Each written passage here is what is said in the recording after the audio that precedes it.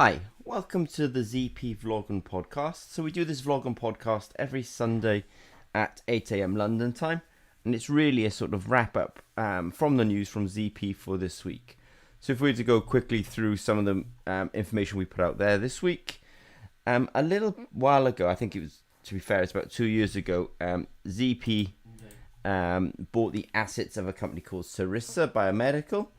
And one of our scientists this week just did a quick sort of review through this Sarissa Biomedical, and we actually found out that there'd be something like sort of 36 papers that had been published using this technology.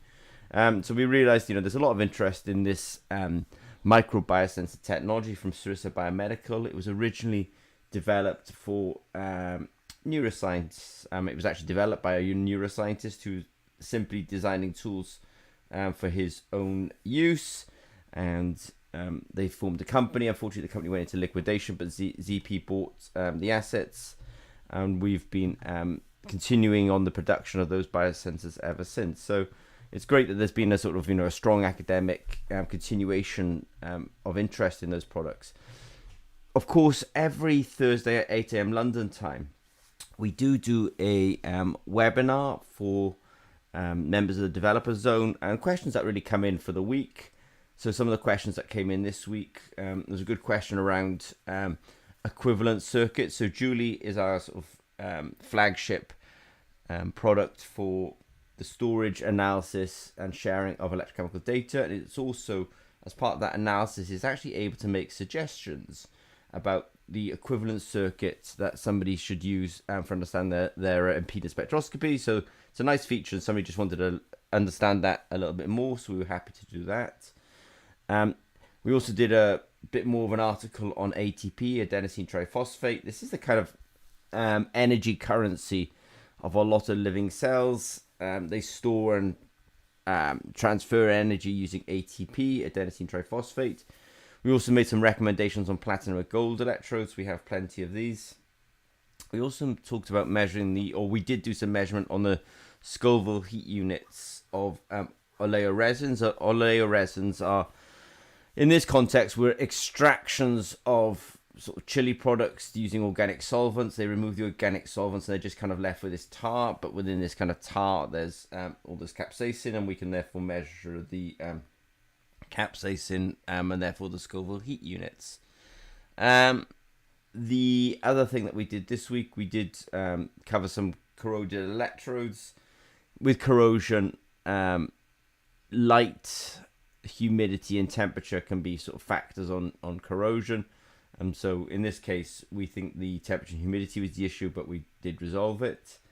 And we also talked about cost to market, how to get to markets, because people will ask us questions like, oh, it's too expensive.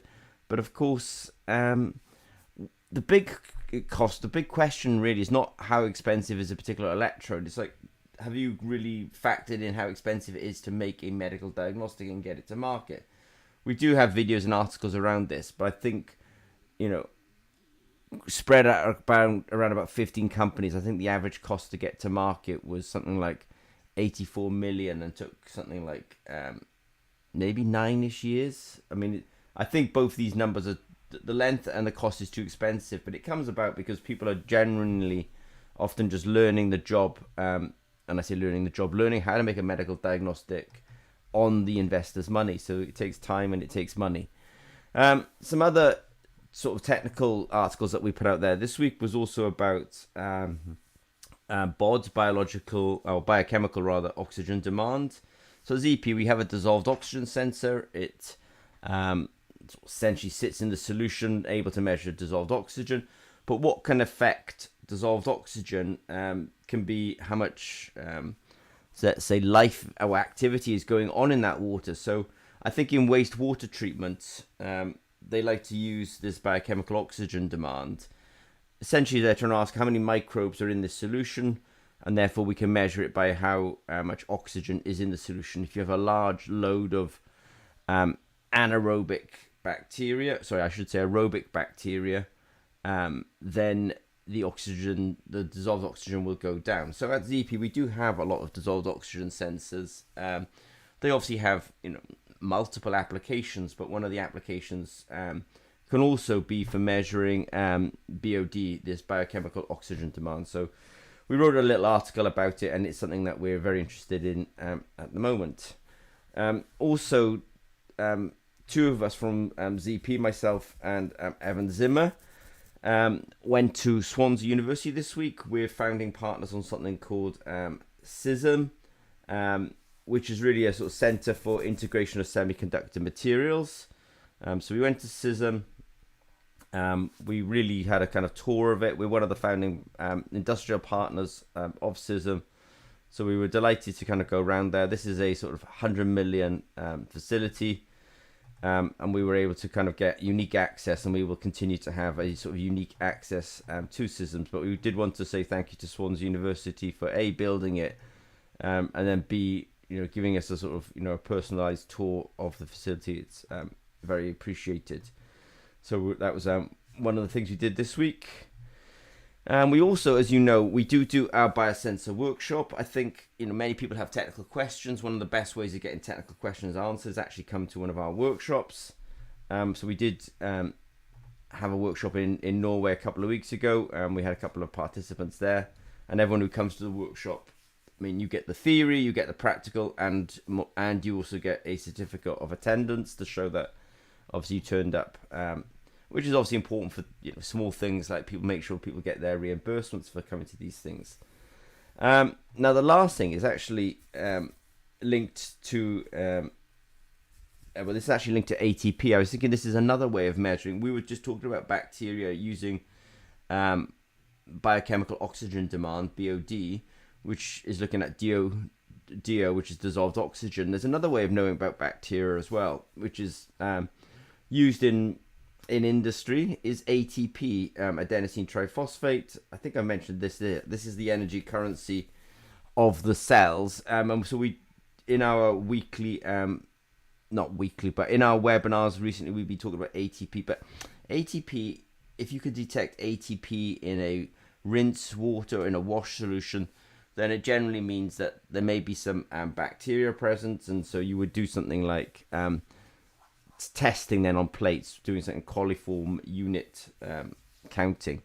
But ATP is a biochemically useful important molecule, and it can also be used for the detection of bacteria. And so we were just highlighting that we have this kind of ATP, adenosine triphosphate sensor. So if I was to sort of wrap up the news from ZP this week, I did mention ATP at the beginning, but that's because of a micro biosensor that we have purchased from Sarissa Biomedical. If you have any technical questions of ZP, and I know that one has come through the YouTube channel, so I will take a look at that later on regarding questions around biosensing, then we will deal with that in our weekly webinars.